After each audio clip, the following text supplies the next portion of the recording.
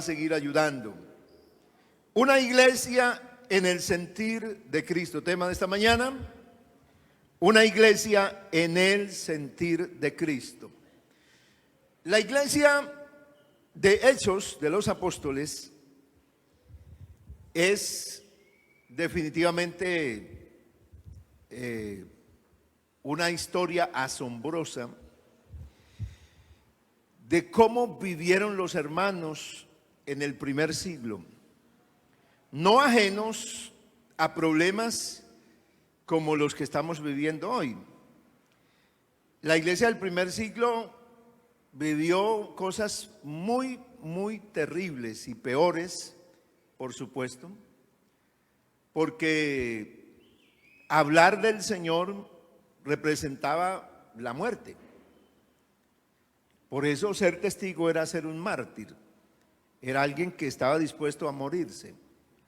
Y ellos, Dios los capacitó, los dotó de ese poder para que llegaran a ser lo que fueron y para que quedara plasmada la historia de ellos como un referente para todas las generaciones que han venido después de ellos, entre la cual estamos nosotros ahora.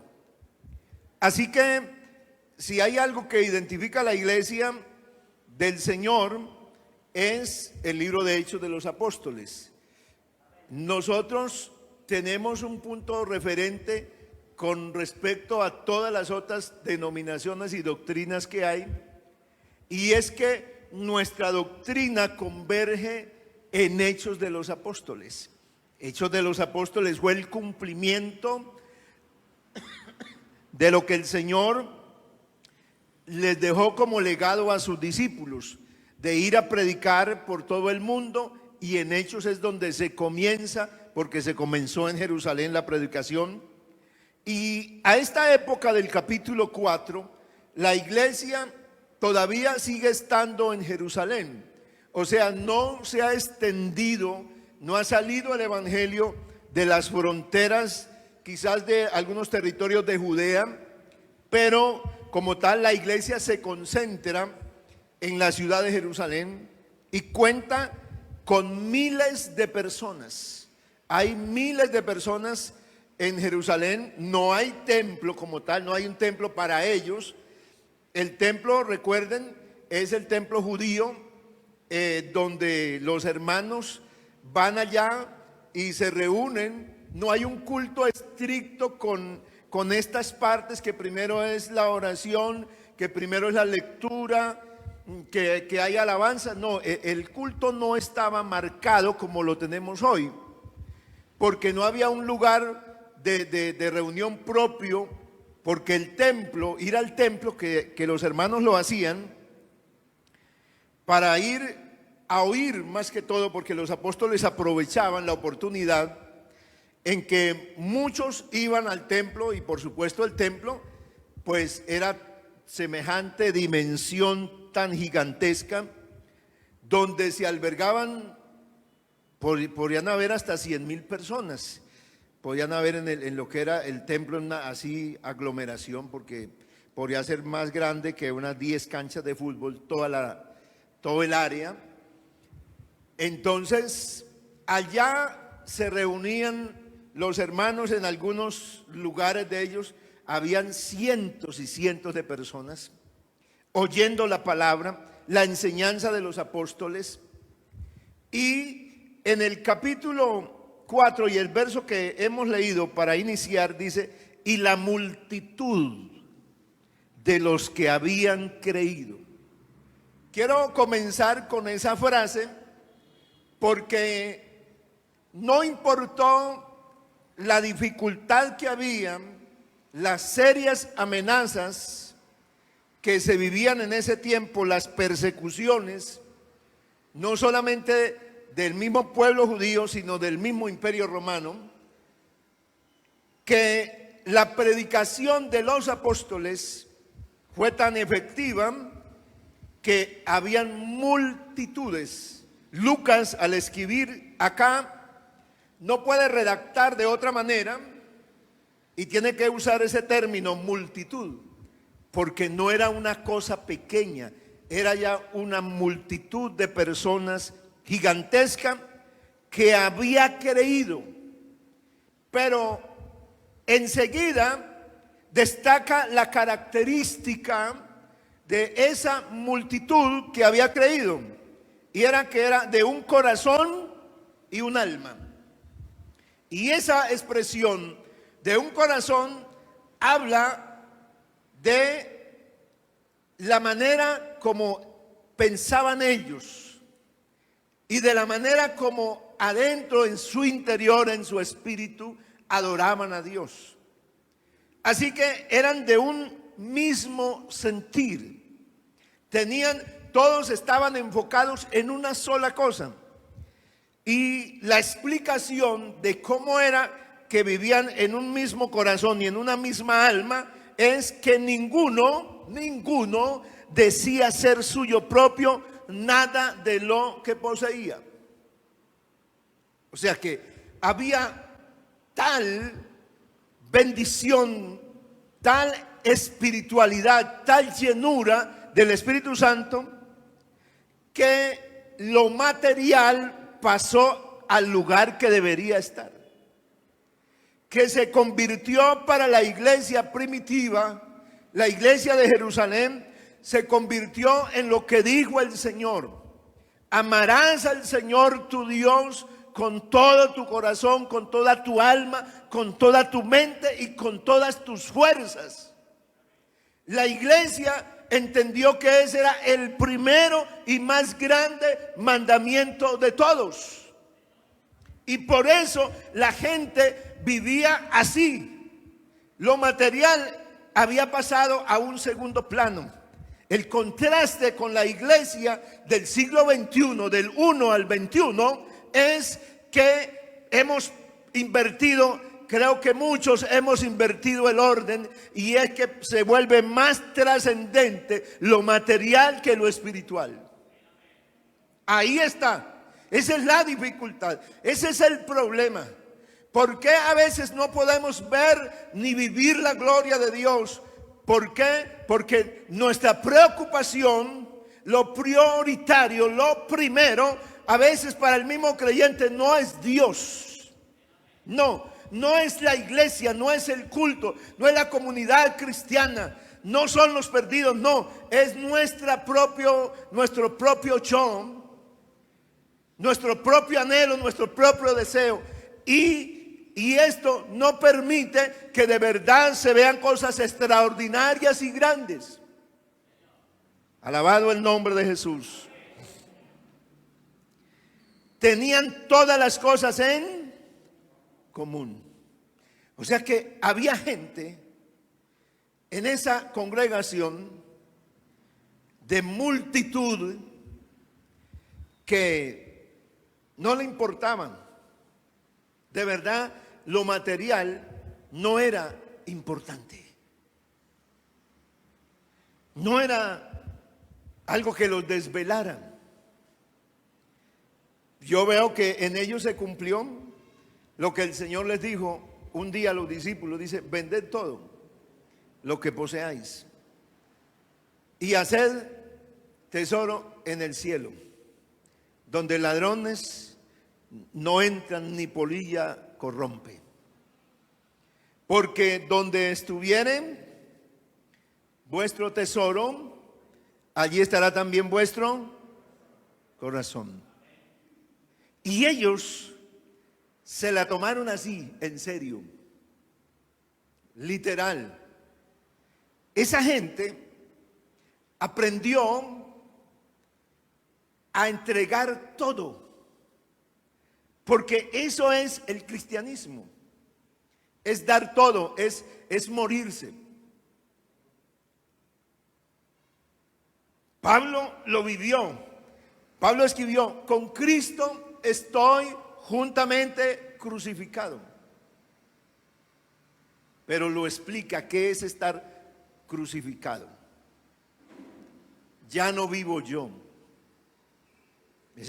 Ahí está la explicación de qué es estar crucificado. Dice: ya no vivo yo, Cristo vive en mí. O sea, que lo natural, que lo material, que sus gustos, que todo lo que pudiera darse como gustos, como placeres de la vida, para él se murieron. Y ahora quien estaba viviendo y quien dirigía toda su vida era Cristo. Entonces ya no vivía él, vivía Cristo. Y esto es lo que también nosotros debemos preguntarnos, porque es que, hermanos, la iglesia está, yo no sé si no nos lo tomamos en serio, pero la iglesia está en el último momento de la historia de la humanidad. De verdad. Yo estaba leyendo diarios, prensa, y estaba mirando los fenómenos de esta sola semana. De esta sola semana. Han habido inundaciones, creo que van casi cerca de 300 muertos que ya tienen porque para poder hablar de un muerto hay que tener el cadáver, y hay una cantidad de cientos que están desaparecidos. Haciendo referencia a todo lo que está pasando en Asia y en Europa, por la cantidad de inundaciones que están habiendo. Ha llovido en un solo día lo que llueve en 8 meses. 8 meses de lluvias caen en un solo día. Y yo no sé, mire el hombre hoy que está peleando, porque el ser humano está en guerra. Está en guerra. El ser humano pelea contra los gobiernos. El gobierno está peleando contra el pueblo. Así está. A ver quién derriba al uno, quién derriba al otro. En eso, esa es la guerra que hay. El uno acusa al uno y el otro acusa al otro. En eso se mueve la humanidad ahorita. En todos los países del mundo la situación está difícil. Y así se vive, en acusando al uno, en tramando intrigas el uno contra el otro. Esa es la historia de la humanidad que estamos viviendo hoy. Y la gente que está peleando, ¿cuál es la pelea? Oportunidades de bienestar. Sí, eso está buscando. Oiga, hay una plaga que está afectando la humanidad y nada de eso detiene al hombre en seguir con su mismo impulso maligno, destructor, y agobiándose él mismo, entregándose al pecado, matando hasta su misma familia. Nada lo detiene. Por el otro lado, entonces, lo que llaman los científicos hoy, porque a todo eso le tienen nombre, fenómeno natural. Así se llama. Terremotos, todo lo que haya en la tierra se llama fenómeno natural, porque los científicos no creen en esto. Pero eso aquí en la iglesia tiene nombre. Se llama cumplimiento de la palabra de Dios. Este no es fenómeno. Aleluya. Entonces, frente a esta realidad, ¿cuál debe ser el sentir de la iglesia? Esta es la pregunta que nos debemos hacer todos. ¿Cuál debe ser nuestro sentir frente a la realidad? Ahora estamos mirando la realidad de la iglesia del primer siglo con la realidad de nosotros en el último siglo y quizás en el último instante. Porque todos esos videos que se han visto donde de pronto está el predicador, alguna gente está en culto y aparece el Señor, eso va a pasar. Eso va a pasar. En un instante va a suceder eso. Habrá gente, porque es que en todo el planeta donde se está predicando, unos estamos ahorita de día y otros están de noche. Unos estamos ahorita cerca del mediodía y otros están ya entrando en la noche. Otros están en la mañana, comenzando el día. Pero por toda la rueda de la tierra se está predicando a Cristo, y cuando Él venga, seguro que habrá gente que está reunida en culto.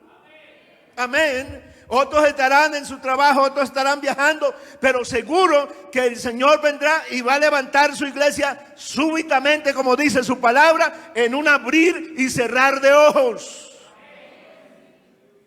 Estaremos siempre con el Señor, pero la pregunta es, ¿por qué hoy cuesta tanto?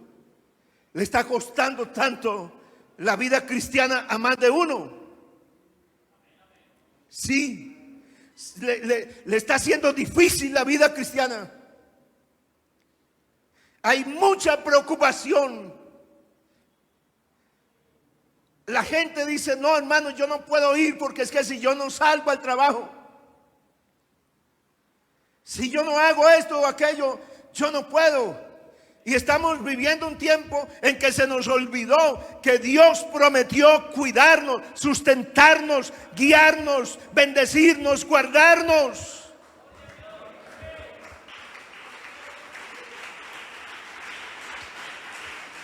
Aleluya. ¿Por qué? Porque se nos está cumpliendo quizás un momento de Israel. Trabajáis mucho y recogéis poco.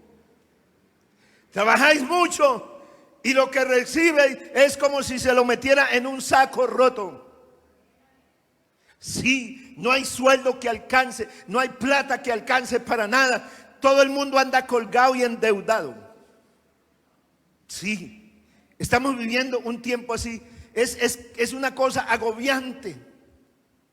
La gente tiene que buscar un trabajo y otro y otro y otro y trabajar jornadas largas, y por eso lo de Dios se opaca y se opaca y se opaca y se opaca, y la gente dice, no, tranquilo hermano, yo no me he ido, yo estoy ahí en la iglesia, es que yo no me ven en culto, no me ven allá pero yo estoy tranquilo que estoy en la transmisión. Y usted que está en la transmisión y que me está viendo y me está oyendo, no se tranquilice mucho.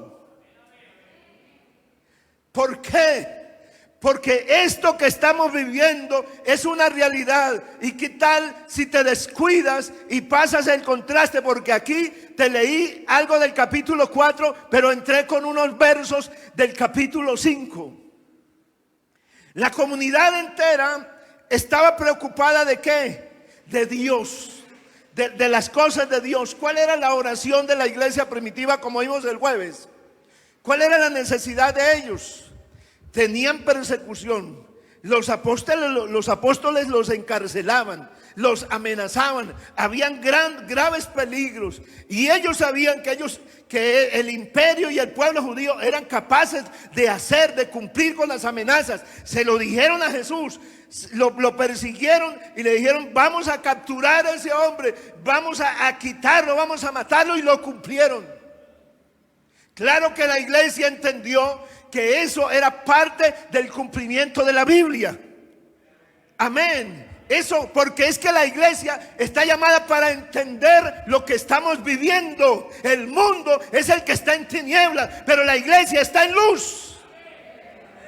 El mundo es el que no sabe para dónde va. Nosotros sabemos para dónde vamos.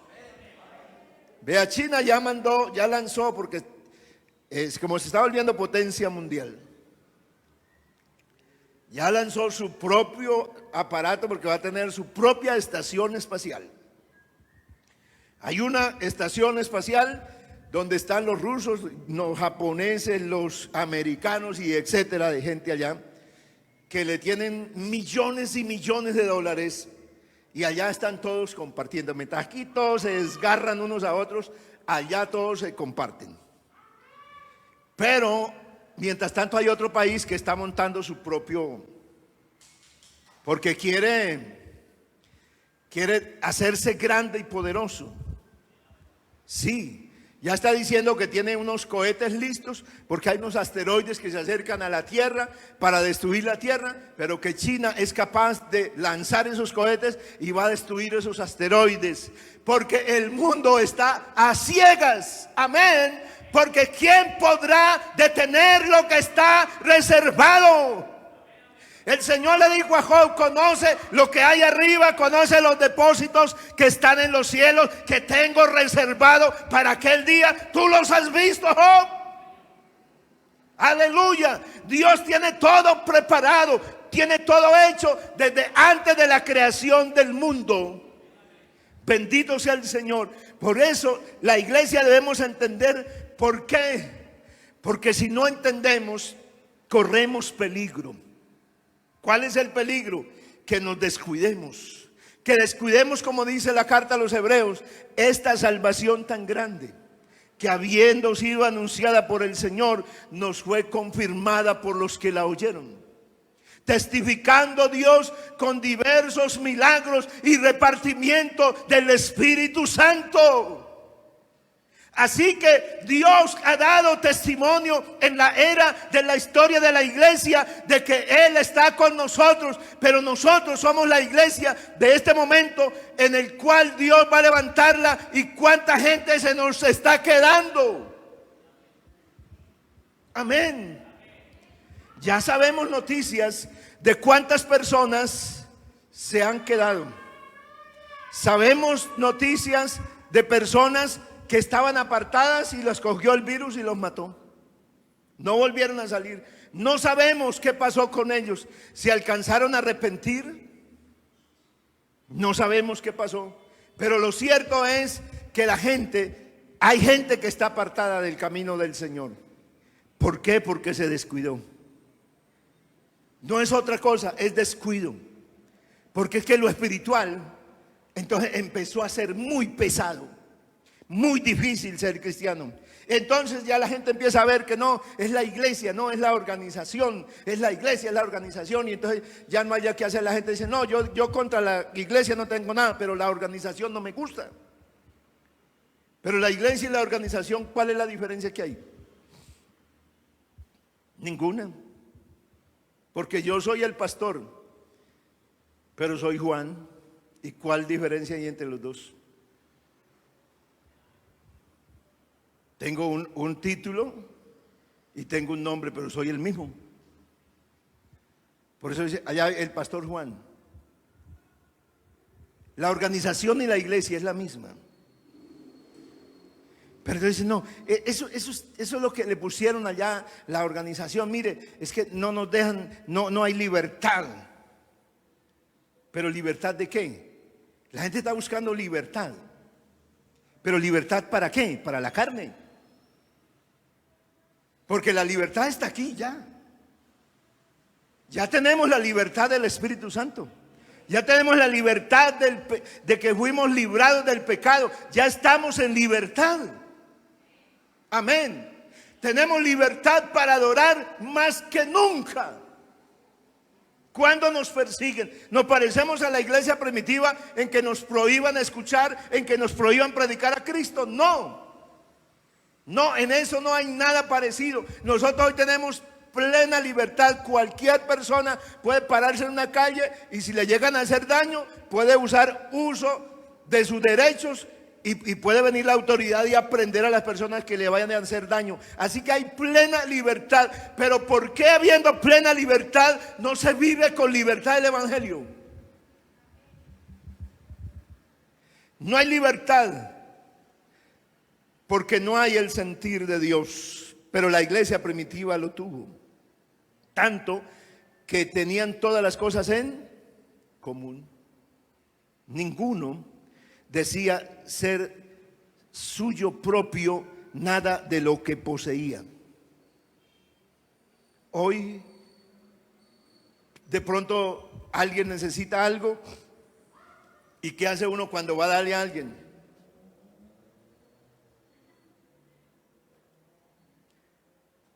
¿Sí o no? Se sacude para ver si... No tengo monedas. Así somos. Nos enseñaron a dar limosna en la iglesia tradicional algunos y nos quedamos con eso, de dar limosnas. Pero el mandamiento es, el primero es ese: amarás al Señor tu Dios. Y el segundo, y a tu prójimo como a ti mismo. De estos dos mandamientos depende toda la ley, dice la Biblia. Y todo se resume, toda esa ley se resume en uno solo, en el amor. Amarás. Todos esos dos se reúnen a uno solo, amar. Cuando uno es capaz de amar, ustedes más de uno lo saben, que cuando uno ama es capaz de hacer lo que sea. Cuando tú amas a Dios, cuando yo soy capaz de amar a Dios, soy capaz de hacer lo que sea. No me importa nada. Pero cuando no amo a Dios de verdad, simplemente cumplo. Y quedo satisfecho con el deber cumplido. Ya fui a culto. Ya estuve en culto. Y por eso cuando uno queda satisfecho con el deber cumplido, dice, fui el domingo a culto. El martes hay culto. El jueves hay culto. El sábado hay culto. Se hace, ay, hoy hay culto. Hay que ir a culto. Y fue otra vez deber cumplido. Una vida así, de verdad, no es una vida obligada. Es vivir el evangelio por el temor del infierno. No es vivir el evangelio por el agradecimiento del cielo, ni de quien vino de allá hasta aquí. Porque cuando yo vivo el evangelio por el agradecimiento de que el Señor me escogió y me amó, yo sencillamente correspondo a ese amor que Él derramó en nuestra vida. La iglesia primitiva entendió el sentir de Cristo. Pablo lo escribió a los filipenses. Haya pues en vosotros el sentir que hubo en Cristo Jesús, el cual siendo en forma de Dios, no estimó el ser igual a Dios como cosa que aferrarse, sino que se despojó a sí mismo, tomando forma de siervo hecho semejante a los hombres, y estando en la condición de hombre, se humilló a sí mismo, haciéndose obediente hasta la muerte y muerte de cruz. El sentir de Dios, ¿cuál es? El sentir de Cristo es que Él, teniéndolo todo, siendo Dios y teniéndolo todo, dice, no se aferró a ello. No se aferró, sino que se despojó a sí mismo. O sea, Él voluntariamente, porque Jesús lo dijo, a mí nadie me quita la vida, sino que yo de mí mismo la pongo. Tengo poder para ponerla y tengo poder para volverla a tomar. Este mandamiento recibí de mi Padre. Gloria a Dios. Así que la palabra del Señor nos muestra quién es Jesús y qué fue lo que hizo.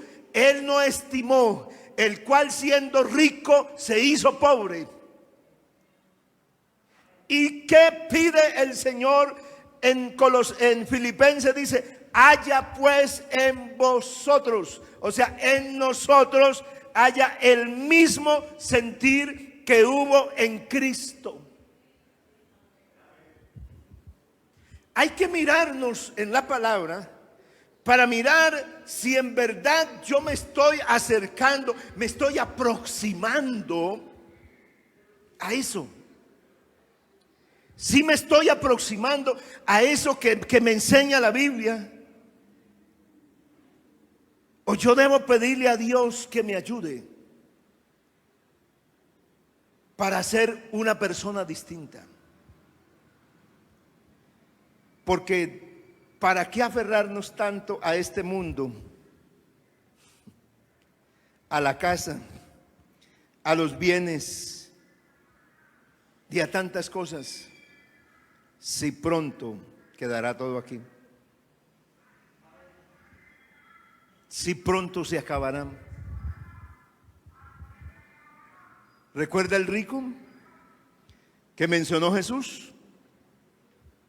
Que dijo, oh, alma mía, repósate. ¿Cuánto has acumulado? ¿Cuánto tienes para la larga vida que me espera? Oiga, pero ya no tengo dónde guardar todos mis bienes. voy a hacer unos graneros más grandes, voy a ampliar las bodegas, voy a llevar esto a otros bancos, voy a ponerlos allá en Suiza,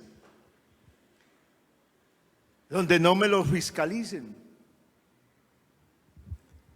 Y cuando una voz le dice: necio, esta noche vienen a pedirte tu alma, y lo que has acumulado, ¿de quién será? Ese era el caso que miramos aquí en la palabra de una parejita que había en la iglesia de Jerusalén. Habían unos hermanitos, según narra el texto bíblico, pero cierto hombre llamado Ananías con Zafira, su mujer, y los da con nombre. Recuerde, cuando la Biblia menciona nombre propio, y no dice un pronombre, sino el nombre propio, quiere resaltar ese evento. Y aquí resalta, esto casi no se predica, porque es que esto está dentro de un contexto. El contexto de la iglesia primitiva era que ellos tenían todo en común. No había necesitado allá, porque todos tenían las posesiones que tenían, las vendían y la ponían a disposición de los apóstoles y lo repartían a cada uno según la necesidad. Entonces Ananías y Zafira, que todavía su corazón no estaba entregado totalmente a Dios, pero que eran parte del cuerpo de esa iglesia, viendo que todo el mundo estaba vendiendo, ellos dijeron: bueno, nosotros también vamos a vender. Y vendieron. Y al vender la propiedad, según el versículo 1, encontramos entonces aquí a este hombre que hizo algo, vendió una heredad y sustrajo del precio. ¿Qué es eso de sustrajo del precio? O sea, le bajó. Él lo vendió, pongámosle 100,000 piezas de plata. En la anterior escuela dominical dije 100,000 pesos, pero vámonos al antiguo mundo, a piezas de plata. Monedas, una pieza era una moneda de plata. ¿Y él qué hizo? Como todos se entregaban todo, entonces él acordó con su esposa Zafira que le iban a decir a los discípulos: mire, vendimos nuestra propiedad y aquí está todo lo que nos dieron por ella. Pero dice que se sustrajeron, o sea, quitaron una parte. Y cuando llegan ellos así todos, también, aquí yo también soy de la gente que, para que me vean que yo también doy. Y llegaron con la ofrenda. Tal vez así llegó primero el hombre, se fue el esposo adelantico a culto ese día, con la bolsa. Y llegó, y cuando estaban ahí frente a Pedro, y le dice: mire, aquí está todo la venta. Entonces, eso lo habían hecho en común acuerdo. Y el versículo 3 dice: y Pedro dijo: Ananías, ¿por qué llenó Satanás tu corazón? Vea que este verso que casi no ha sido leído, pero que si está en la Biblia es porque es importante, es para entender cuál es la magnitud de la obra del mal y hasta dónde puede llegarle a uno la obra del mal cuando uno lo deja al mal que le llegue. Porque el apóstol le dice: Ananías, ¿por qué llenó tu corazón, Satanás, tu corazón, para que mintieses al Espíritu Santo.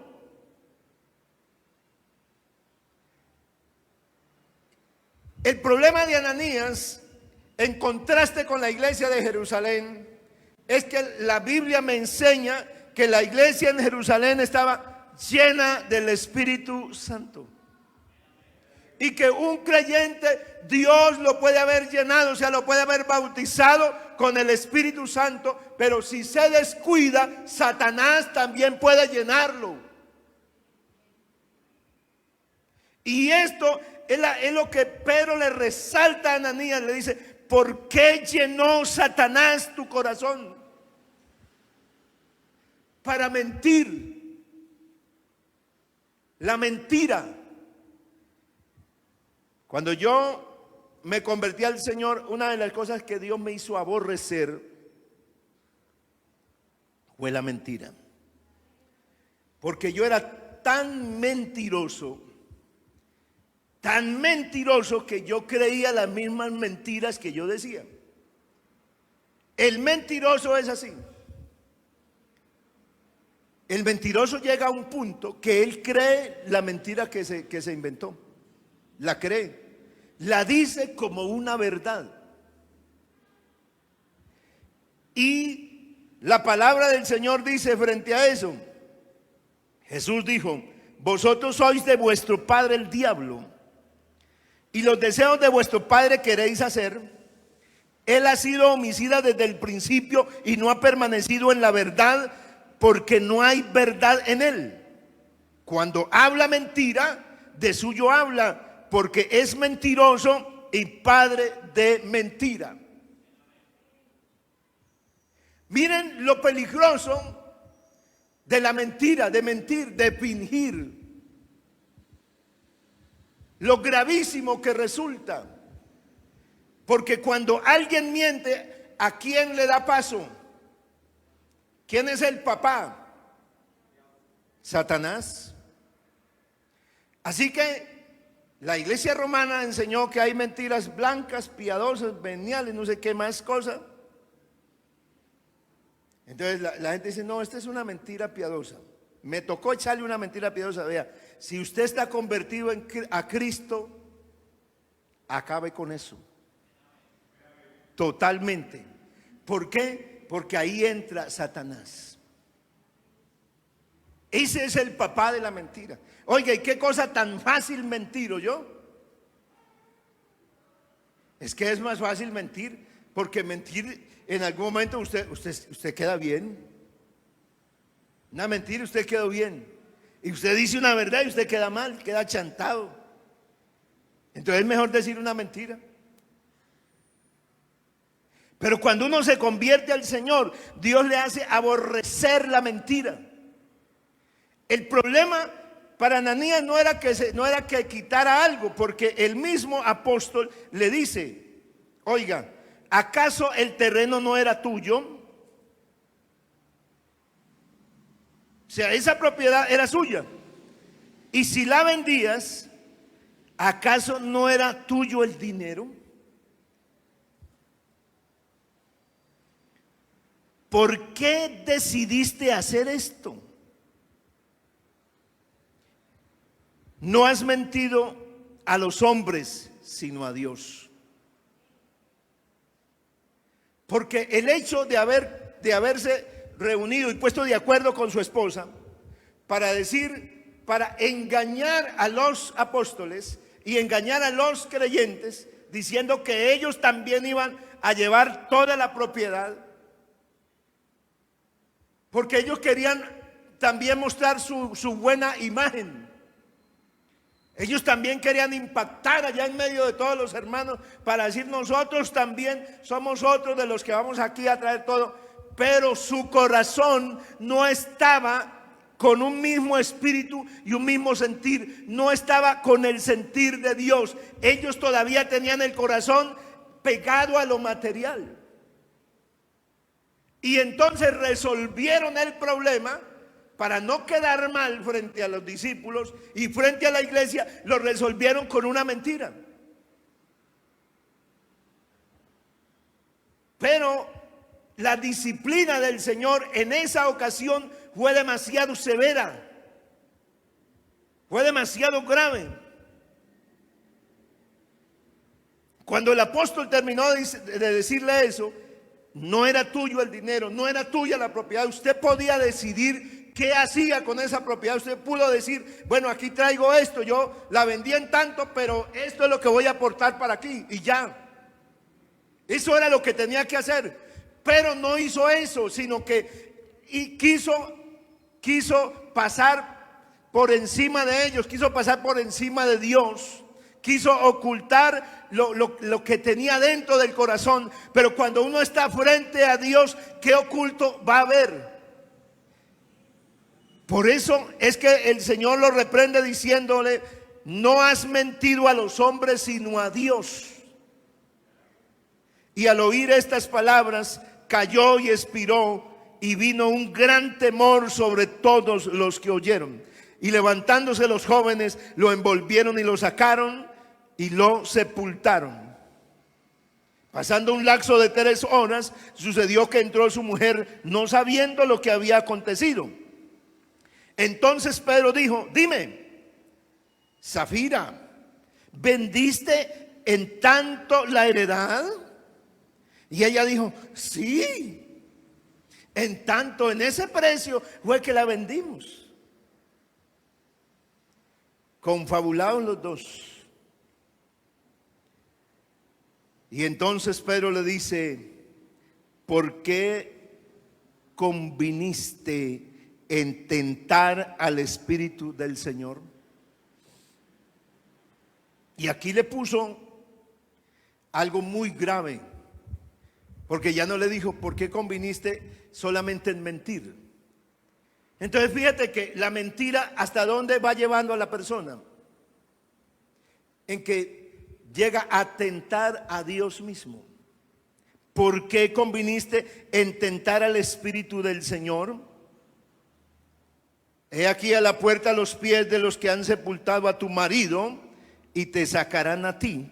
Y al instante ella cayó a los pies de él y expiró. Y cuando entraron los jóvenes que habían sepultado al esposo, la hallaron muerta, y la sacaron y la sepultaron junto a su marido. Y vino gran temor sobre toda la iglesia y sobre todos los que oyeron estas cosas. Pero hoy no se muere la gente así. Hoy la gente no cae y expira por decir una mentira. Pero ¿será que no le pasa nada? Es lo que debemos preguntarnos. ¿Será que no pasa nada? Sí, nos podemos morir espiritualmente. Nos morimos. Dejamos de sentir el deseo de lo espiritual. Ya lo espiritual se nos vuelve difícil. Ya se nos convierte el culto en algo pesado, la vida cristiana en algo pesado, que eso es mucha carga. ¿Por qué? Porque eso es lo que el mundo comúnmente vive. En el mundo uno era mentiroso. Yo fui del mundo. Y no era mentiroso, sino, como les anoté antes, rementiroso en extremo. Y así vive la humanidad, llena de mentira. Por eso, aquí también hay un referente para que nosotros tengamos presente lo que el Señor nos dice. Cuando se trata de Dios, dele a Dios sin mentir. Yo le digo a la gente: venga a culto. Dice: no, es que no siento ganas ni de orar. Y pues no ore. Yo no voy a obligar a nadie que ore. No, hermano, que yo no siento ni ganas de cantar. Pues no cante. Pero quédese ahí. Sea sincero. Porque a Dios que ama, dice la palabra, tú amas la verdad en lo íntimo. Dios ama la verdad y nos enseña a decir verdad. Por eso Jesús se muestra en la Biblia como yo soy el camino, la verdad y la vida. Alguien que conoce a Dios va a ser una persona de verdad.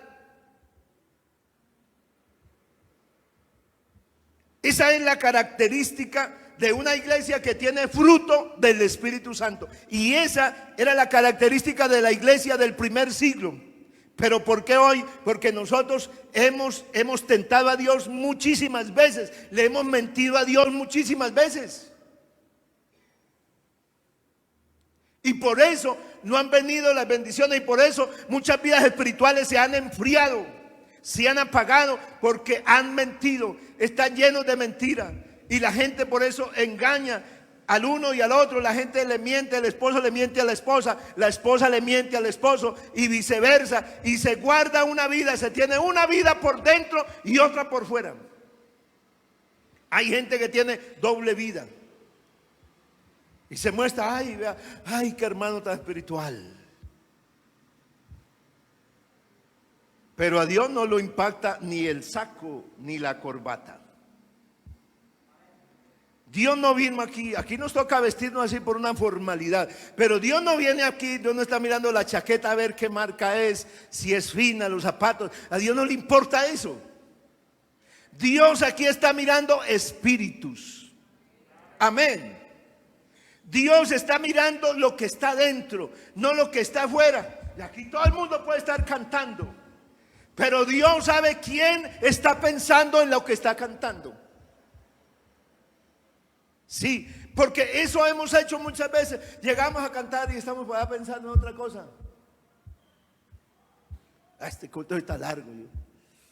Que la cabrana gente canta mucho y entiende qué es lo que cantan. Esos coros enredados. Así.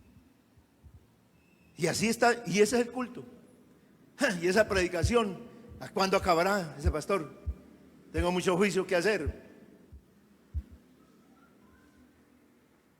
No se da cuenta que es que perdió ya algo. La vida del espíritu se pierde ahí. ¿Por qué? Porque a Dios, ¿quién lo podrá engañar? No, pero yo soy cristiano, sí. Vea, yo soy aquí de los primeros hombres aquí. Yo soy de las columnas. No, hermano, no crea que ser, no, es que soy de las columnas porque mire, pelo blanco aquí. Nada, aquí Dios no mira a la gente por la edad. Antes la edad es peligrosa. Uno debería ser como un recién convertido. Yo le pido al Señor siempre ser así, aunque alguien me critique, como un recién convertido. ¿Cómo son los recién convertidos? No se guardan nada. Una persona recién convertida la toca el Señor, empieza a llorar y la toca el Espíritu Santo y cae de rodillas y empieza a alabar a Dios. Y antes toca decirle, hermano, cálmelo ahí tantico, cálmelo. Porque esa persona ya no se olvida del resto, pero cuando ya uno pasa en los años, uy, ese hermano sí que hace desorden. Hay que, como dice la Biblia, tiene que ser todo decentemente y con orden. Y así. Y esos son los años. Ese muchachito es el que va a predicar hoy. ¿Qué va a decirnos ese muchachito? Ese es el nuevo pastor que llegó a esta iglesia. ¿Quién sabe qué traerán? Aquí sí hemos tenido. Yo sí conocía verdaderos pastores, gente de verdad, de ayuno, de oración. Las canas le hacen daño a algunos. Por eso nuestra posición en Cristo no debe ser en los años. Que Dios nos guarde de, no, es que yo ya llevo 20 y pico de años, yo ya llevo 30 y pico de años. ¿Qué cuento de años? Es el hoy. ¿Qué estoy viviendo hoy? ¿Qué está pasando hoy? Eso es lo que debe importar. ¿Qué está pasando hoy? Porque hay gente que cuenta historias, pero del Antiguo Testamento. Cuenta y cuenta de lo que pasó en el Antiguo Testamento, pero cuénteme algo de hoy.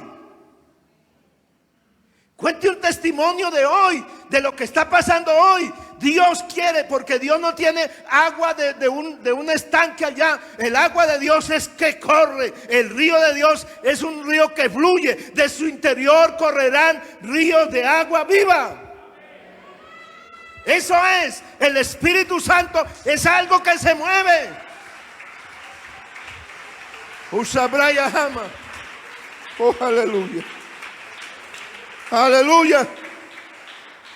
No es algo estático.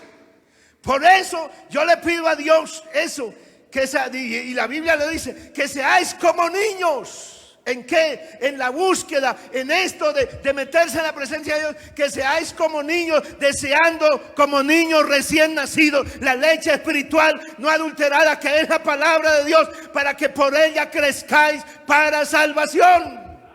Así dice la Biblia, que deseemos como niños. Entonces por eso a mí me gusta la gente cuando está recién convertida.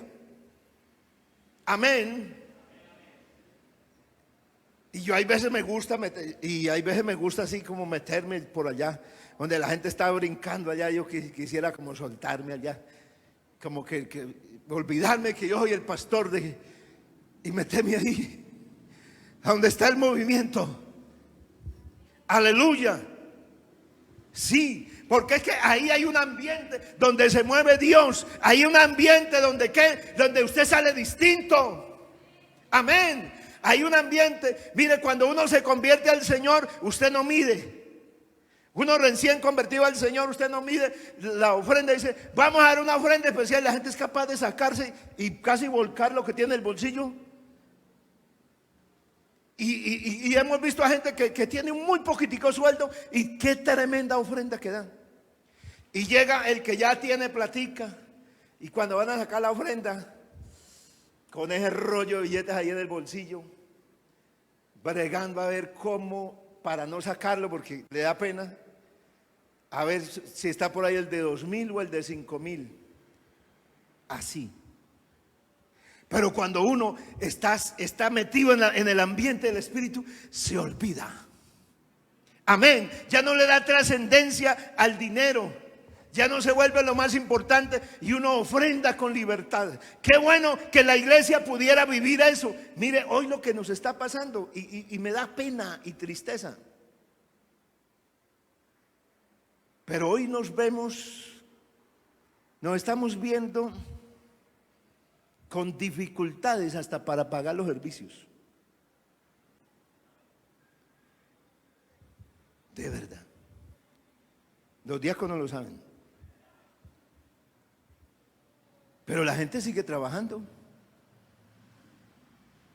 Hay mucha gente que sigue trabajando.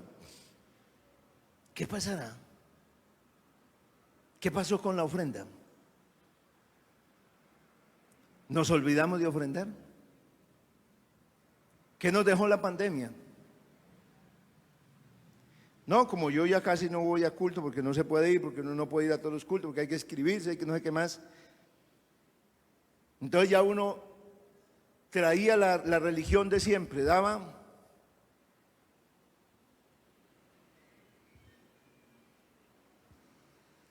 Pero yo en este tiempo también aprendí, les dejo este secreto. Yo aprendí algo que hicimos con mi esposa.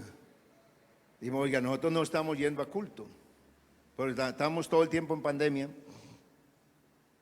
Y entonces el martes, el jueves, el domingo, el sábado, la ofrenda.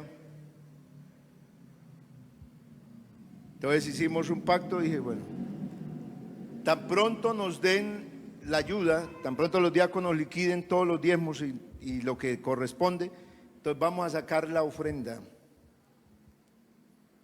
Porque el diezmo lo sacan ellos, el diezmo de los diezmos. Vamos a sacar nuestras ofrendas para la obra aquí, local, y para la obra misionera. Y entonces eso hicimos. El sobre de ofrenda. Entonces yo no paso en cada culto a echar la ofrenda, sino que en un culto cualquiera traigo toda mi ofrenda. Porque me di cuenta que también estaba robando. Porque uno da ofrenda, uno el diezmo lo da completo. Pero la ofrenda da de lo que le queda. Y uno paga la luz, paga la cuota, paga esto, paga lo otro, paga lo otro, paga lo otro, paga lo otro. Y ofrenda por ahí, eso no entra en la mente. Eso no está en la lista. Entonces, viendo que eso me estaba pasando a mí, dije, no, aquí hay que cambiar. Entonces, hay una cantidad de prioridades, pero la ofrenda también el Señor dijo que le ofrendara, porque es mejor dar que recibir. Porque la Biblia dice, dad y se os dará, medida buena, apretada, rebosada, os volverán. Dice la palabra.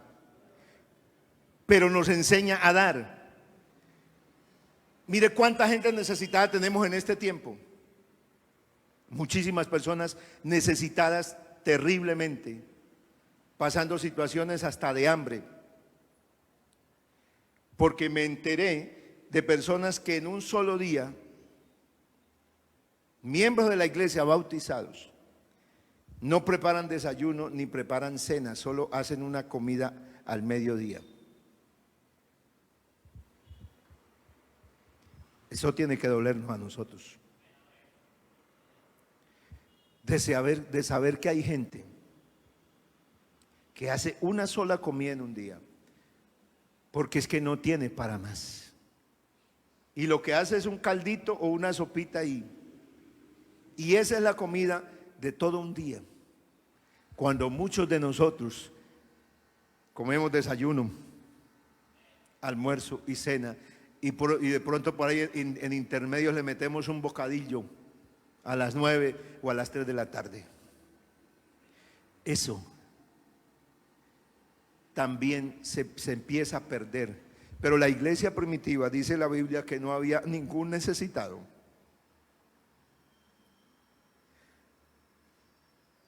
No había necesitados. Pero si hoy, habiendo abundancia, porque estamos en un mundo lleno de abundancia, ¿por qué hay tanta necesidad? Porque nosotros hemos pensado solo en nosotros. Vamos a estar en pie. Este mensaje es para que nos vayamos pensando. Cuando usted trae lo de Dios, no le meta el corte.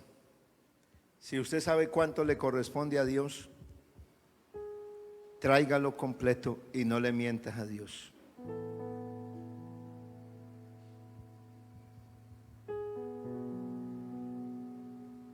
Porque no engañas a los hombres, sino a Dios.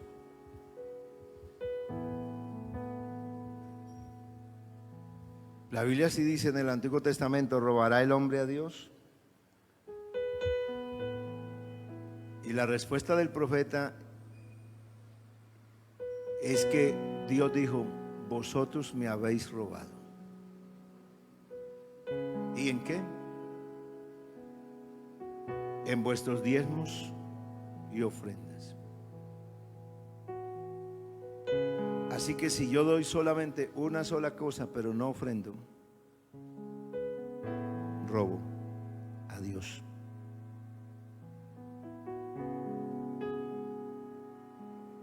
Por eso hay que identificarnos con la iglesia de la Biblia.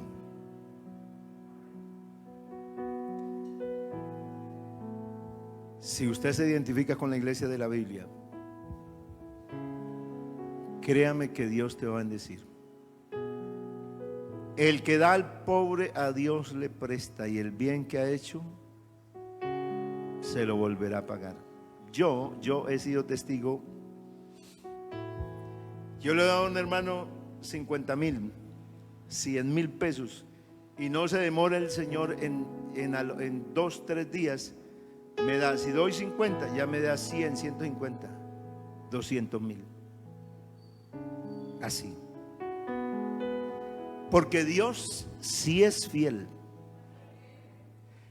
Pero para que eso suceda, yo tengo que hacerlo con el corazón.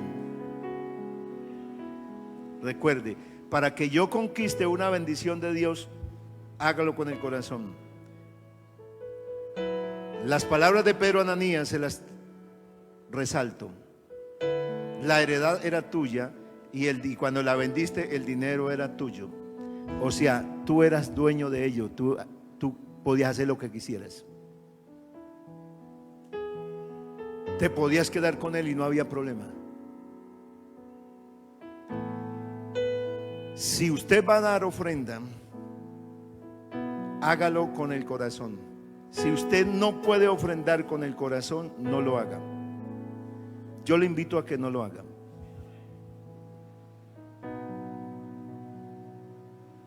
No lo des por obligación.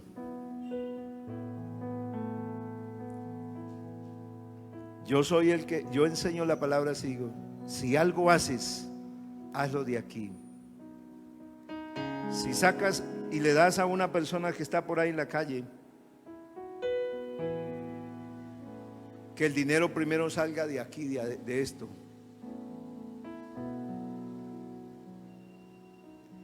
Porque uno ha hecho muchas veces que lo ha dado por quitárselo de encima. Vaya. Y hay uno que mira, no el ejercicio que yo hice con la mano al bolsillo, sino el que hice de adentro.